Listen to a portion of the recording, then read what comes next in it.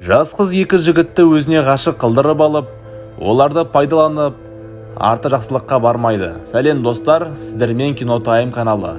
Бүгін біз Джози деген фильмді талқылайтын боламыз. Басты рөлде Хэнк деген жігіт. Хэнк бұрын түрмеде адамдарды өлтіретін болып жұмыс істеген екен.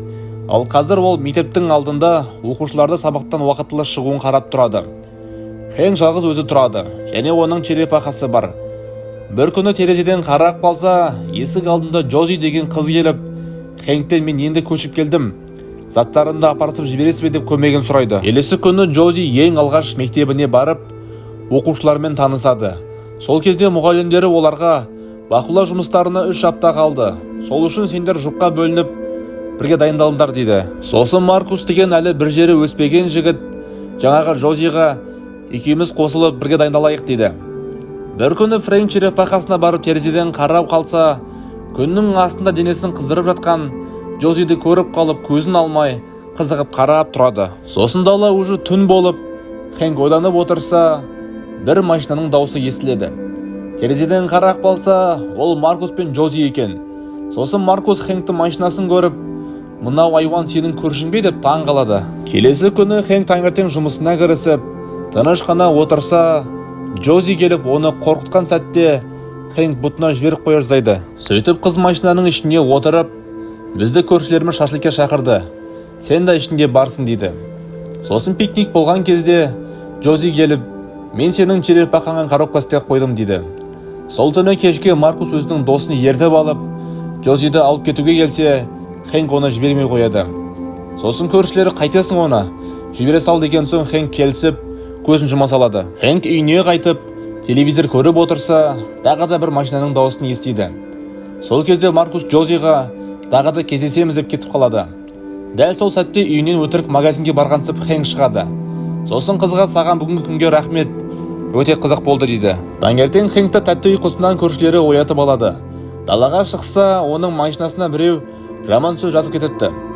Сосын Джози шығып, бүгін қандай жоспардың бар деп сұрайды. Хэнк өзімнің қайығыма барамын деген кезде, Джози мен де барайыншы дейді. Сөйтіп екеуі барып біраз әңгіме қылған кезде, Джози Хэнктен сен өзің өлтірген адамдардың мәйіттерін қайда жасырасың деп сұрайды. Хэнк болса, мен ешкімді өлтірмегенмін дейді. Екеуі үйлеріне қайтып, Хэнк рахаттанып қызбен сөйлесейін десе, олардың сөздерін бір қызметкер қыз бөліп жібереді. Сосын Хэнк үйіне кетіп қалады. Кешке жақын Хэнк дух жинап, алғашқы қадамды өзім жасайын деп, басына крутой шляпасын киіп, қолына гүлін алып, қызды сындыруға барған кезде, Джози шығып, қазір менің қолым тимей жатыр, үйінде Маркус бар деп, сосын жолығайық дейді. Сөйтіп Хэнк ренжіп, өзенге өзінің қайығына барайын десе, ол қайығына да біреу жаман сөз жазып кетіпті. Хэнк оны Маркус деп ойлап, үйіне жынданып барып, есікті сындырып, Маркустың бір жерін айырайын десе, Джози екеуінің төсектегі дауыстарын естіп, көңілі қалып, Маркустың машинасының дөңгелегін тесіп, үйіне кетіп қалады. Бірнеше минуттан кейін Джози шығып, Хэнктің үйіне барып, черепахаңды көрсетші дейді.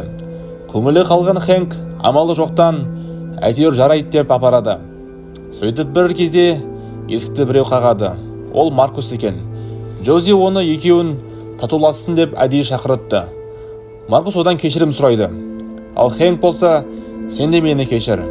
Сенің дөңгелегіңді өзім жөндеп беремін дейді. Сол кезде Джози оларға су әкеліп береді. Ал Маркус болса, өзінің жаңа пышағымен мақтанады. Сөйтіп Хэнк оны алып, қарап отырса, есінен танып ұйықтап қалады. Есін жиса, Хэнк байлаулы екен. Алдында Джози отыр.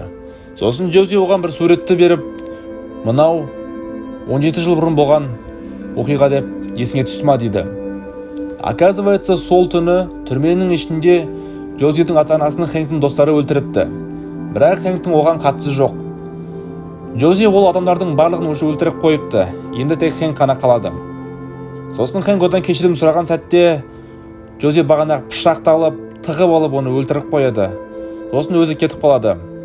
Сосын үйіне полиция келсе, енді оянған Маркусты көріп, оның пышағымен бірге көріп қалады. Сөйтіп полиция Маркусты өмір бойы түрмеге қамап қояды. Бірнеше күннен кейін Джози бір барға барып, сол жерде полиция қызметкерімен ішіп отырады. Осымен фильм бітті. Достар, фильм ұнаған болса лайк басып, подписка істеп, комментарийде өз ойларыңызбен бөлісіп кетіңіздер. келесі видеода кездескенше.